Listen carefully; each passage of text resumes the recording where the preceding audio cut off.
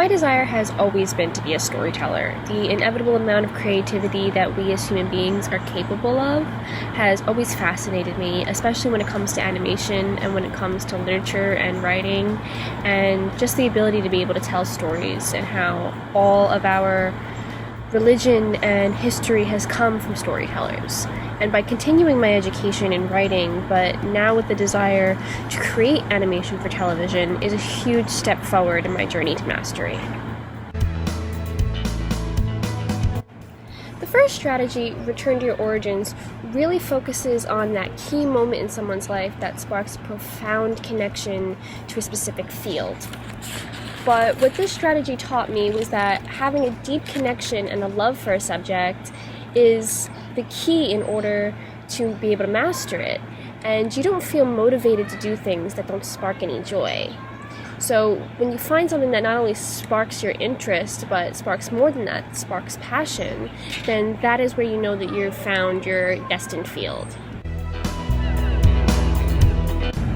The second strategy hones in on the idea that when you have found the right niche for you, that you become free. You aren't burdened by competition and you can put all of your passion into your life task. This spoke to me in a way I can understand. It seems nowadays that you're faced with the challenge of having to stand out in every field, no matter how competitive. And it's discouraging, but finding a niche that you can dominate in gives you that freedom, and it builds up your confidence instead of tearing it down. The rebellion strategy was one I found very interesting. It highlights the wrong paths that we may face on our journey, and how they are rooted in things like money, fame, attention, and so on. The part of it all that hit a chord with me was the need for approval. As a member of a creative field, I feel this to be the most challenging hurdle to get over. But when seeing it as a rebellious act, as mentioned in the reading, it changes how I want to be able to move forward and head down the right path. The adaptation strategy talks about something that is inevitable, but that I'm sure very few people like, which is change and adapting to it.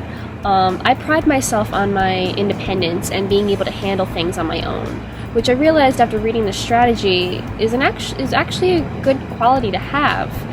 Because when those inevitable changes happen in our career and in our life, it's up to us as to how we go about it and how we handle it. Time is going to keep moving forward, whether we like it or not, so it is important to make sure that we don't get stuck in the past and that we just keep moving forward.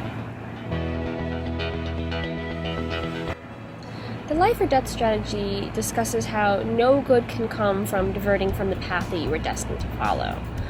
That all this does is make it harder for you to get back on the right path, that your journey back is not an easy one. I feel the strategy of learning and listening to the pain you face on that detour as a lesson to be learned not just for the sake of your career, but for the sake of your life as a whole. The strategy I want to expand on is the first one. Many people's aha moments were mentioned from Einstein to Martha Graham. There was one element of their lives that connected all of these different people together, and it was the moment they discovered their destiny. That came from me this past year, actually.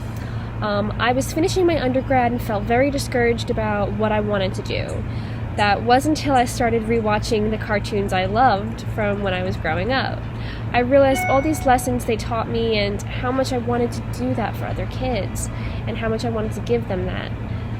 And there it was. That was my aha moment when the light bulb above my head turned on and I realized exactly what path I wanted to be on. My dream career path is to work in a writer's room in an animation studio out in Los Angeles.